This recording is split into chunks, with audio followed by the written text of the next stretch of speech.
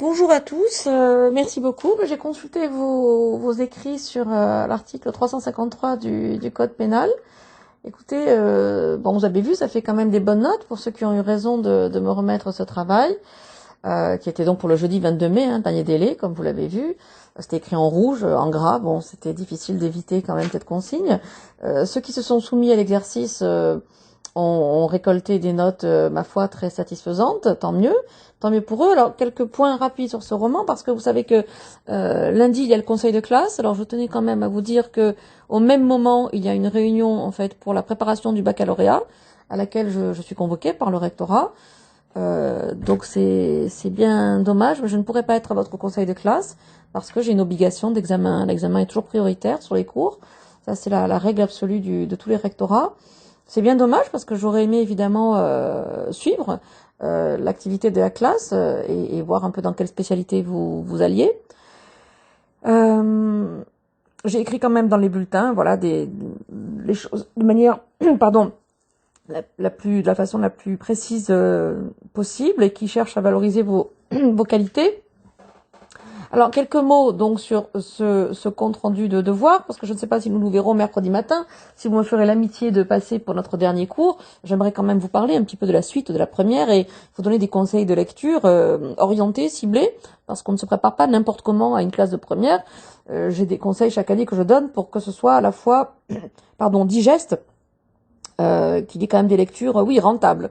Pendant l'été, il ne s'agit pas de travailler évidemment comme une brute tout l'été, on n'y croit pas. En revanche, de savoir cibler sa préparation pour 3 semaines avant la rentrée, 2 semaines avant la rentrée, orienter un petit peu son travail en vue de la première et surtout ne pas perdre de temps à la rentrée. Parce qu'en première, tout s'enchaîne très vite. Et vraiment, la première par rapport à la seconde, la grande nouveauté, c'est que c'est mené tambour battant.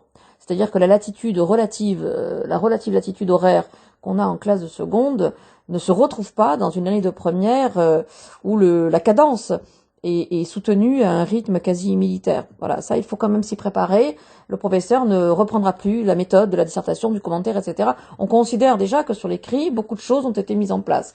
Mais surtout, sur l'oral, vous allez voir aussi que le fonctionnement du cours, c'est vraiment un cours, une lecture linéaire, une révision d'élèves, une révision, un stockage, une transformation en fiche. Ensuite, tout cela est dirigé vers une dissertation sur œuvre. C'est-à-dire qu'il y a vraiment une mécanique qui compte beaucoup sur le fait que l'élève, en première, rentabilise chaque cours, cours après cours. Donc on attend beaucoup plus de travail personnel, en fait, semaine après semaine.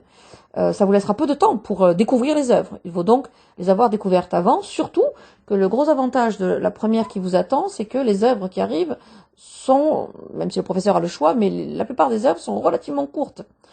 Donc évidemment, on profite de l'été pour se les approprier, pour réaliser une première lecture. Ça me paraîtrait absurde d'attendre le mois de septembre. Bon, donc j'en parlerai mercredi parce qu'il y a quand même aussi statistiquement des choses qui, on peut le supposer, vont arriver en classe de première. Donc je voudrais vous le présenter mercredi, si vous me faites l'amitié de passer au 4e étage, je me traînerai avec mes béquilles.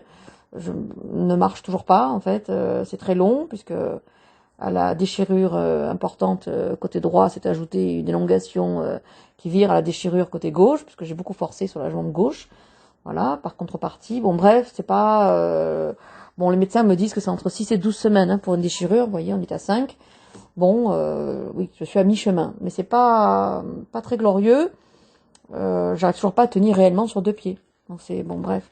Au quotidien, compliqué. Mais je tiens... évidemment, je vais plus me faire prolonger sans problème. Mais puisque bon, le statut médical le permettait. Mais bon, je veux quand même vous saluer courtoisement et correctement. Parce que l'année se termine finalement assez vite, malheureusement, ou heureusement, je ne sais pas, ça dépend du point de vue. Bref, sur article 353 du Code pénal. Alors comment j'ai noté? Évidemment, j'ai noté investissement. Bon, certaines réponses se ressemblaient beaucoup d'un devoir à l'autre, soit. Après, il y avait des questions qui me permettaient déjà de distinguer un peu le niveau d'investissement et de réflexion. Alors, il y a des questions, par exemple, sur le stylo Montblanc, vous voyez, je vous les donne un peu en vrac comme ça, le stylo Montblanc. C'était un moyen, bien sûr que c'était l'obsession sociale, parce que Montblanc est une marque de luxe. Et ça montre que Kermer a quand même cette lecture très sociologique des choses, en fait. Il est obsédé par ce statut financier défavorable qui est le sien. Et l'argent est quand même un personnage quasiment à part entière dans ce roman. J'ai l'impression que vous l'avez plutôt aimé, ce petit roman, pour ceux qui l'ont lu. Je trouve que c'est un roman intelligemment écrit. Ça se joue aussi sur les métaphores, par exemple. Bien sûr, les métaphores maritimes, qui sont parfois plutôt humoristiques, certains l'ont très bien dit, à la fois littérales et au sens secondaire. Kermer noie un homme, mais lui-même se noie dans sa vie, et mener sa barque, c'est aussi une expression toute faite pour dire gérer son destin, car il y a bien un problème de destin, de fatalité, et presque une tragédie contemporaine qui se joue. Mais la barque, personne ne l'a dit, c'est la barque aussi, c'est le passage, c'est le rite initiatique dans les enfers, c'est la barque du Styx. Donc il y a aussi une lecture presque mythologique, qu'on pouvait retrouver d'ailleurs dans la métaphore des profondeurs, des gouffres, qu'on trouve à un moment donné de l'excavation, vous vous souvenez, dans le roman. Et là aussi, cette plongée dans les enfers, le récit permet au fond une vraie catabase, une vraie descente, exactement comme Kermer qui est descendu dans les enfers. Ce personnage a chuté littéralement au plan moral.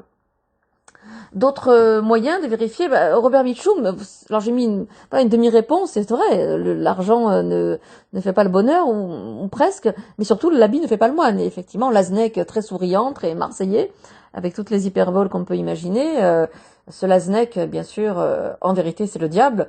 Et certains ont très justement rappelé que Robert Mitchum, cet acteur des années 1940 et 50, des films noirs, alors noirs au sens de genre, cinéma de genre, c'est-à-dire des films policiers, des films d'intrigue, des films un peu sombres américains. Dans ce cinéma-là, Robert Mitchum, qui est quand même un acteur assez mythique, avec un visage impassible, souvent fermé, Robert Mitchum avait par exemple tenu un rôle très intéressant, certains l'ont dit, dans un film mythique pour tous les amoureux du 7e art, qui est La Nuit du chasseur, avec ce retournement entre l'amour et la haine, par exemple, que l'on voit sur les mains du personnage. Et c'est drôle parce que le roman 353 du Code pénal est truffé effectivement de métaphores. Les bourgeons, par exemple, c'est fascinant de se dire, certains l'ont très bien dit, que c'est à la fois l'idée d'une croissance, d'une initiation, d'un devenir, mais aussi cette nature. C'est frappant de voir que Kermer régulièrement convoque les vagues, la brume, le ciel, l'océan, les bourgeons, pour parler de lui, c'est-à-dire ce besoin de nature fondamentale, parce que sa petite vie à lui est fermée et étriquée. On sent que c'est un personnage qui a besoin de sortir de lui-même, de sortir de sa condition sociale, de sortir de sa situation conjugale et familiale. C'est un type qui rêve de partir, en fait, qui rêve de larguer les amarres. Ce qui est drôle, c'est que, au sens réel, c'est son fils qui l'a fait, mais qui a largué les amarres, non pas les siennes, mais celles des autres, puisqu'il a libéré des bateaux du port, ce qui est un délit. Vous ne pouvez pas impunément, bien sûr, agir sur le matériel et les bateaux des autres personnes. Mais c'est vrai que tout se tient. Dans ce roman, le littéral et le figuré, par exemple, le sens figuré, second, métaphorique, le sens premier, littéral, concret, souvent se recoupent. Souvent, il y a cette superposition, finalement. Oui, les mots ont vraiment un sens, en fait, dans ce roman, puisque une simple expression en l'air a aussi un ancrage, vous voyez, là je joue encore sur les mots, un ancrage dans la situation. Ce qui est fou, c'est que ça se fait au détriment d'un personnage qui n'a pas le sens des mots, et qui vous le dit, et qui le reconnaît, et qui est très vite à court. Alors on a des tas de formulations, bien sûr, familières. Là aussi, je pouvais juger aussi de votre investissement, parce que dans la partie où il fallait rédiger à la place de Kermer, j'espérais que c'est un exercice qu'on connaît au collège, cet écrit d'invention, on doit se mettre à la place du personnage en épousant l'énonciation, mais aussi le niveau de langue, le rythme, la manière de dire, le vocabulaire d'un personnage. Kermer, on peut imaginer que certains l'ont fait, et c'était réussi, parle d'une manière assez populaire, assez définitive. C'est pas l'homme des grandes phrases, Kermer, c'est l'homme des formules toutes faites, dans le meilleur des cas, mais surtout des formules qui tournent vite au court. On peut imaginer qu'avec Kermer, les phrases sont courtes. Que les locutions figées arrivent très vite. On peut imaginer qu'il y a même quelques termes vulgaires. Par exemple, les négations, non, c'est pas le fort de Kermer. Kermer ne dirait pas je n'ai rien fait, monsieur le juge. Il dirait j'ai rien fait ou j'ai pas fait ça. Avec le ça qui est, vous savez, la forme syncopée de cela, une forme déjà populaire, populo.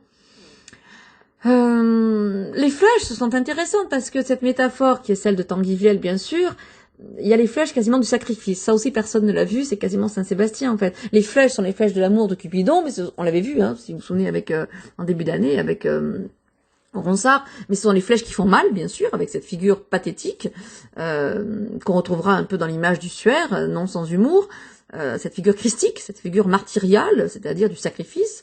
Mais c'est aussi les flèches, évidemment, on le sent bien à la chasse, c'est-à-dire proie et prédateur. Et puis les flèches, oui, n'oublions pas hein, que c'est l'image même, évidemment, la flèche du mot qui fait mal. Et l'Aznek a le sens aussi, malheureusement, du mot qui fait mal. Il a le sens de la formule. Lui, c'est un vrai commercial, un vrai promoteur. Donc il y a plusieurs niveaux de sens dans le mot flèche qui étaient intéressants. Certains ont aussi très justement parlé de cette opposition entre le monde des cow-boys, où on règle ses comptes, où on n'est pas encore dans l'état de droit, avec cette frontière très très friable entre la justice et la vengeance. On règle ses comptes soi-même parfois. Voilà. Bien sûr qu'il y avait des moments d'ironie, voire même d'humour, voire même de cynisme de la part de l'Aznek, qui sait appuyer, disais-je, là où ça fait mal. Ensuite, parfois il y avait des questions qui jouaient un peu plus sur votre perception à vous des événements et des choses. Donc là, il n'y avait pas de bonne ou de mauvaise réponse. Qu'est-ce qui m'a intéressé? Alors la cascade de catastrophe, en fait, personne ne l'a relevé, mais c'est bien sûr qu'il y a une hyperbole.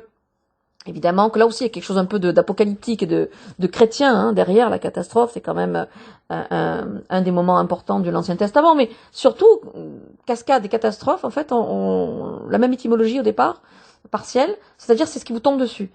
Et la cascade de catastrophe, ça veut donc dire quelque chose qui vous tombe de manière tombante. Donc il y a un vrai pléonasme, en fait. Et en plus, il y a le verbe tomber. Donc certains l'ont dit, mais ça se jouait même sur 3 termes, et pas seulement sur 2 termes. Cascade, catastrophe et tomber.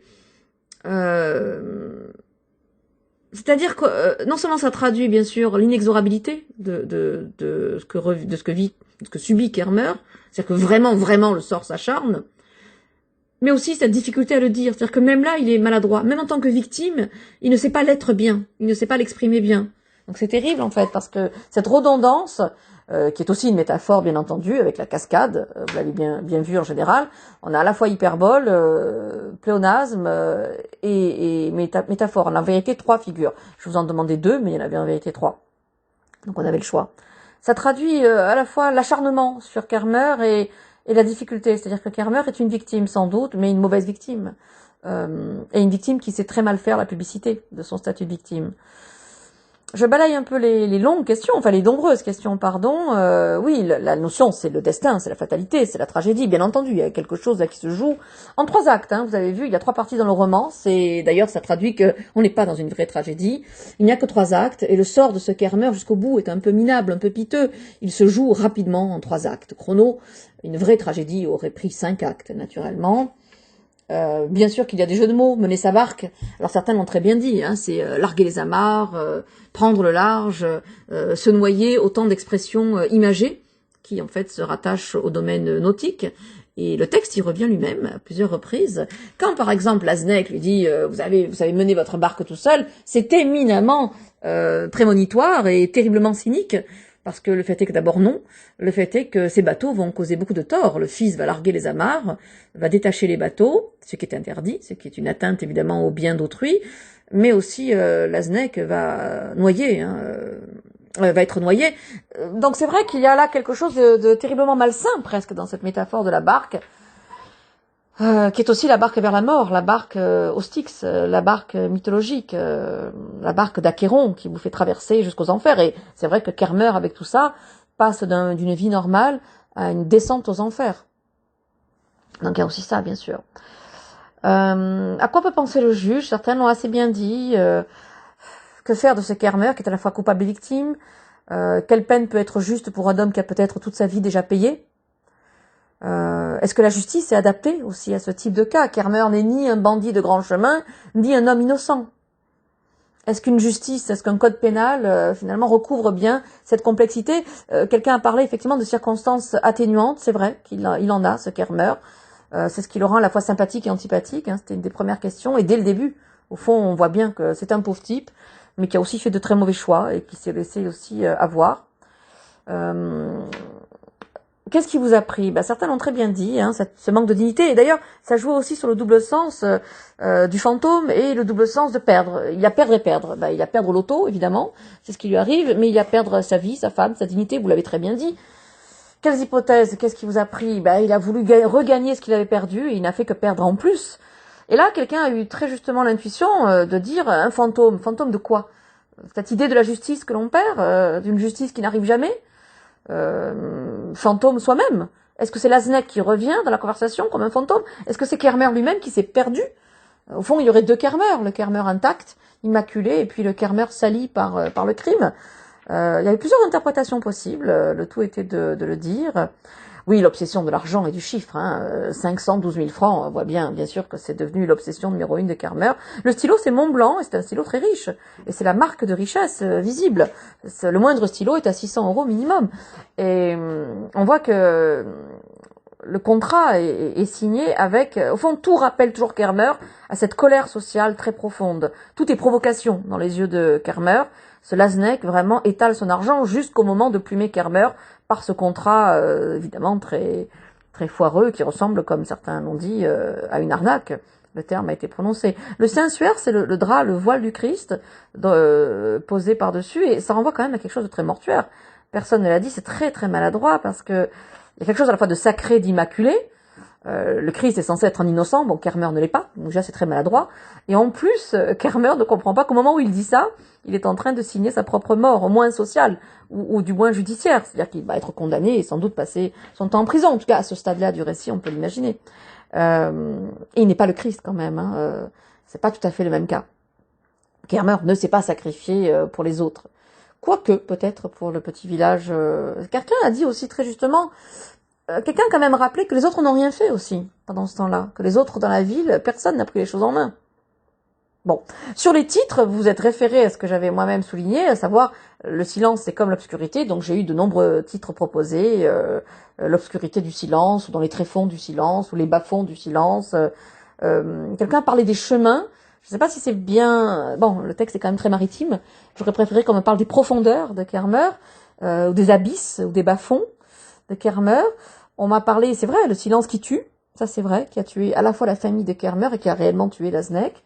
D'autres ont parlé des ombres du passé.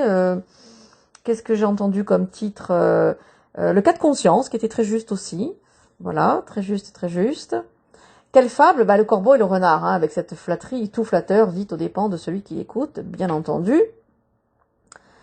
Qu'est-ce que j'ai vu également comme question? Rire et rictus, ça change tout, bien sûr, ça vous l'avez compris.